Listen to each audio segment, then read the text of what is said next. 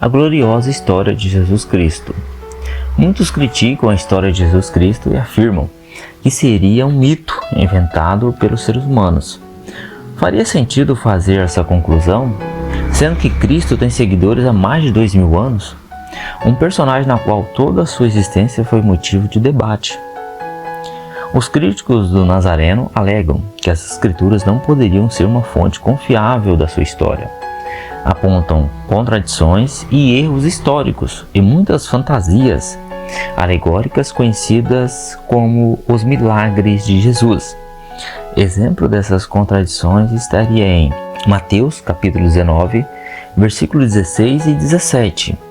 E eis que, aproximando-se dele, um jovem, disse-lhe: Bom mestre, que farei para conseguir a vida eterna? E ele disse-lhe: Por que me chamas bom?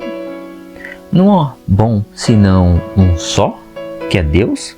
Se queres, porém, entrar na vida, guarda os mandamentos. No entanto, Paulo sustentava que a salvação só poderia ser obtida através da morte e ressurreição de Jesus Cristo. Paulo disse, 1 Coríntios capítulo 15, versículo 14: E se Cristo não ressuscitou, logo é vã a nossa pregação, e também é vã a vossa fé.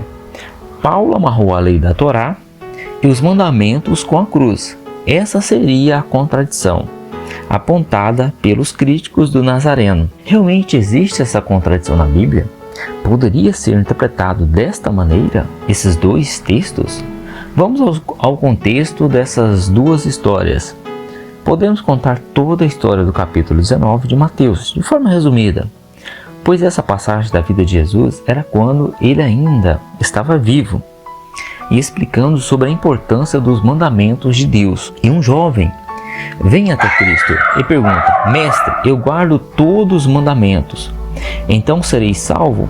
E Jesus o responde: Se queres ser perfeito, venda todas as suas propriedades e dê aos pobres.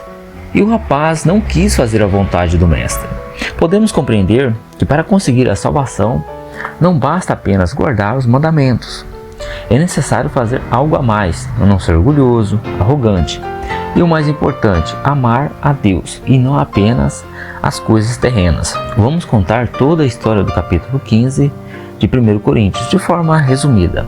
Nesse capítulo, o apóstolo Paulo começa contando o início de sua trajetória e quando ele era um perseguidor dos cristãos. E mesmo assim, Jesus o salvou. E Paulo afirma que foi e mereceu ser salvo por causa da graça de Deus. Na continuidade do texto, o apóstolo Paulo começa a falar sobre a ressurreição de Jesus Cristo e teríamos que crermos na vitória de Cristo sobre a morte, pois somente dessa maneira a humanidade seria salva e poderia reviver para a vida eterna, na glória de Deus.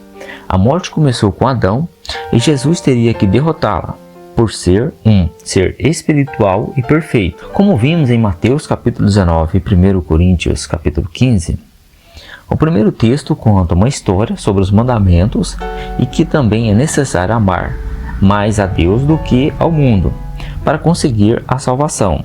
Já na segunda narrativa é sobre a graça de Deus e sobre a vitória que Jesus teve sobre a morte.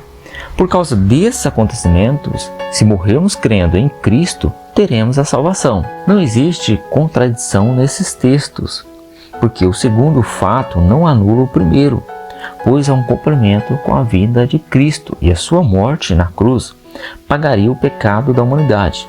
Por causa desse ocorrido, o Deus daquela época, que era apenas para Israel, pois ele deixaria de ser uma religião tribal e passaria a ser de todos os seres humanos. O que Paulo vem explicar com a graça de Deus, mesmo que você sendo uma pessoa muito má, será salvo. E com isso a graça do Senhor seria para todos.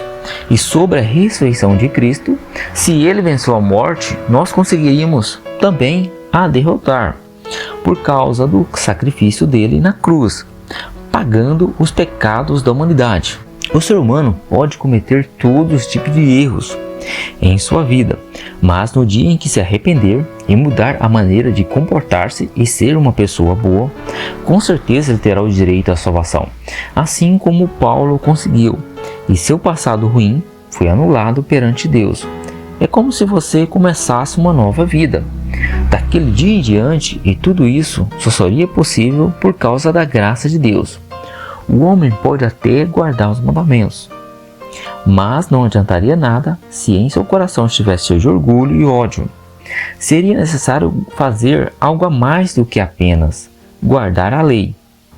Um exemplo que Cristo deu foi para o jovem vender suas propriedades na terra e doar para os mais necessitados e segui-lo.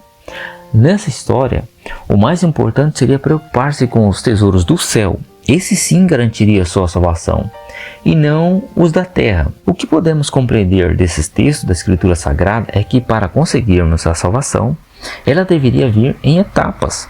Quando analisamos os dois textos, a primeira etapa da salvação seria guardar as leis, não ser orgulhoso, não ser apegado às coisas terrenas, ser amoroso.